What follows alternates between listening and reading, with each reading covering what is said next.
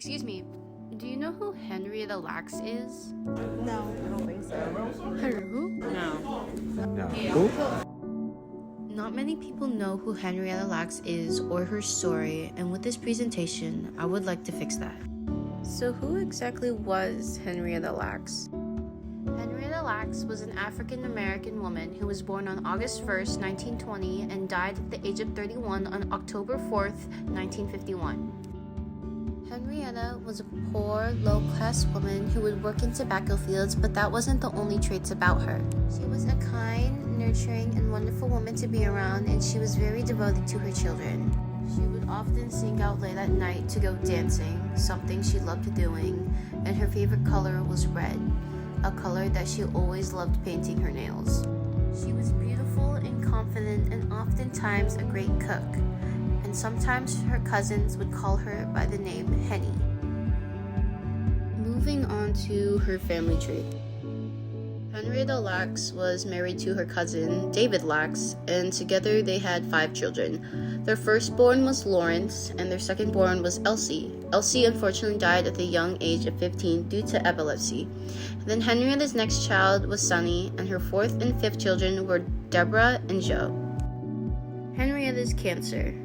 Henrietta Lacks was first diagnosed with cervical cancer on January 29, 1951. She sought medical treatment for her vaginal bleeding. This was when the doctors found out that she had a cancerous tumor on her cervix.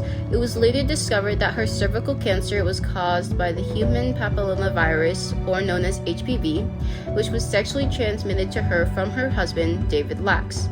From there, Lacks received radium treatment from Johns Hopkins Hospital. After the doctors saw that her cancer was shrinking, they gave her the good to go and stopped receiving treatments. But soon after, Henrietta was experiencing severe abdominal pain and went back to Johns Hopkins Hospital.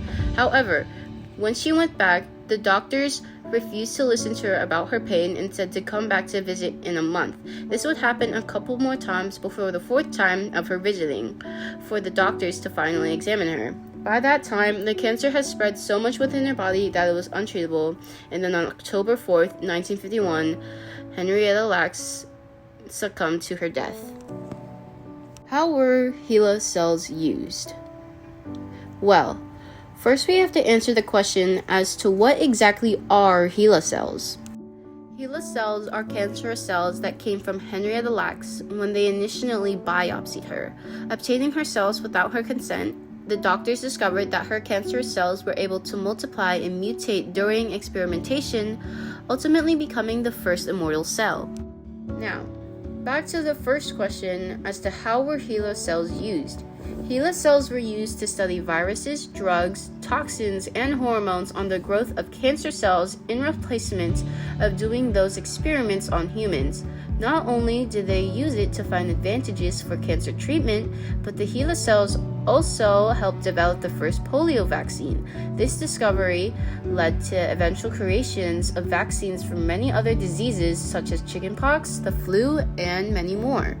An update. How successful has the family attempts been to get recognition, control, and compensation of the HeLa cells? Well, their attempts to get recognition, control, and compensation of the HeLa cells were unsuccessful due to the fact that the family actually never knew that her cells were getting experimented on. Henrietta Lacks nor did her family give the consent for her cells to be used for research, experimentation, and commercializing. The family pursued legal action against Thermo Fisher Scientific, the company that was gaining profit from her cells.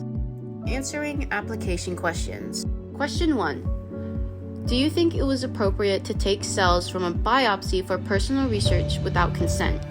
No.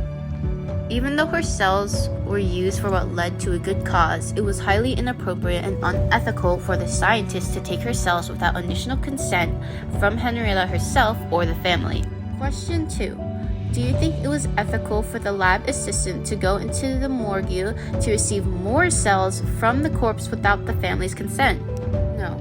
It was not ethical for the lab assistant to receive more cells from the corpse without consent because the family initially said no, but the scientists were persistent and asked again, and when the family finally said yes, the scientists took a greater portion of the cells than intended. So, from the beginning, they already had a great amount of cells, and taking more without consent is highly inappropriate and illegal. Questions 3 and 4. Do you feel Henrietta's economic status and/or racial background factored into the removal of her cells for such purposes without consent? Yes. Due to the fact that she was a poor Black woman, that did factor into the removal of her cells without consent. Because back in those days, the patient demographic of Johns Hopkins Hospital's treatment was primarily that of white males, and because she was a Black woman, she instantly got marginalized due to the fact that she had traits that made her not mainly part of the dominant culture.